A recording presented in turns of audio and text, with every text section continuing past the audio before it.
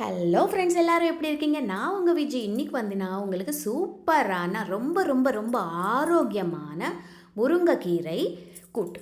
முருங்கைக்கீரை கூட்டு ரொம்ப சுவையாக இருக்கும். அதே மாதிரி ரொம்ப ரொம்ப ஹெல்திங்க. இது நம்ம வாரத்தில் ஒரு வாட்டி கண்டிப்பாக செய்யணும். பசங்களுக்கு வந்து ஐரன், புரோட்டீன் எல்லாமே இதில் கிடைக்கும்.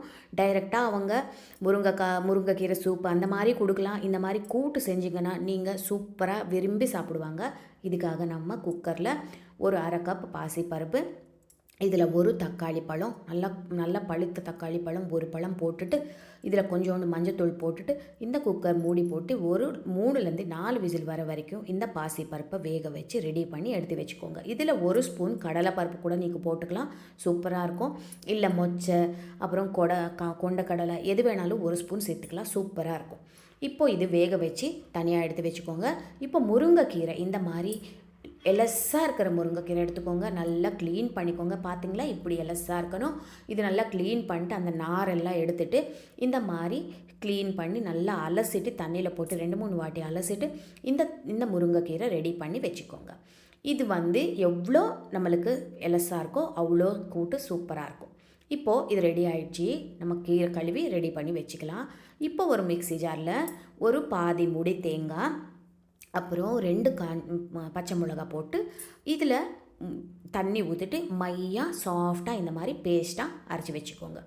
இந்த தேங்காய் பேஸ்ட்டு ரெடி பண்ணி வச்சுக்கோங்க. நம்ம ஏற்கனவே முருங்கைக்கீரையும் ரெடி பண்ணியாச்சு, அதே மாதிரி பாசிப்பருப்பு வெந்துடுச்சு. இப்போ கடாயை சூடு பண்ணி இதில் 2 ஸ்பூன் தேங்காய் எண்ணெய் விட்டுக்கோங்க. தேங்காய் எண்ணெய் தான் கூட்டுக்கு சூப்பராக இருக்கும்.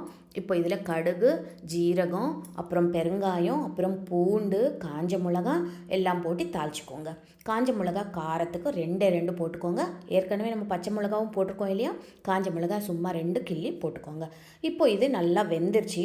பூண்டும் இதெல்லாம் வெந்ததுக்கப்புறம் நம்ம ஏற்கனவே கழுவி வச்சுருக்கிற முருங்கைக்கீரை இதில் போட்டுருங்க. முருங்கைக்கீரை எப்போவுமே ரொம்ப நேரம் வேகக்கூடாது. ஒரு 2லேருந்து 3 நிமிஷத்தில் இது வெந்துடும். ரொம்ப நேரம் வெந்துருச்சுன்னா கசக்கும்.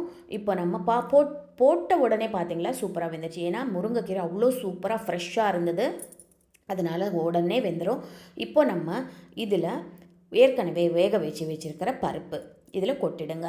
பருப்பு கொட்டினதுக்கப்புறம் இதில் வந்து கொஞ்சோண்டு தண்ணியும் ஊற்றிட்டு இந்த முருங்கைக்கீரையும் இந்த பருப்பும் ஒரு கொதி வரணும். அப்படின்னா ஒரு 2லேருந்து 3 நிமிஷம் அப்படி ஒரு கொதி வர வரைக்கும் அப்படியே வச்சுடுங்க.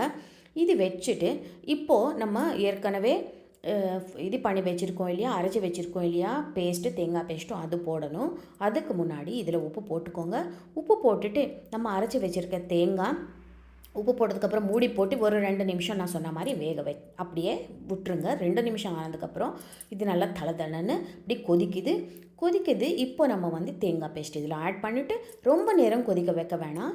ஒரே ஒரு கொதி வந்தால் போதும். இந்த தேங்காய் பேஸ்ட் இப்படி போட்டுட்டு ஒரு கொதி வந்ததுக்கப்புறம் ஸ்டவ் ஆஃப் பண்ணிக்க வேண்டியது தான். இது வந்து நம்ம சப்பாத்திக்கு நல்லாயிருக்கும். சாதத்தில் பிசைஞ்சி ஒரு ஸ்பூன் நெய் விட்டுட்டு சாப்பிட்டோன்னா அவ்வளோ சுவையாக இருக்குங்க.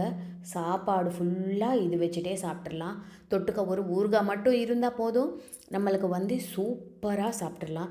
இது வந்து ரொம்ப ரொம்ப ஹெல்தினால் நீங்கள் கண்டிப்பாக இது முருங்கைக்கீரை கூட்டு கண்டிப்பாக ட்ரை பண்ணி பாருங்கள்.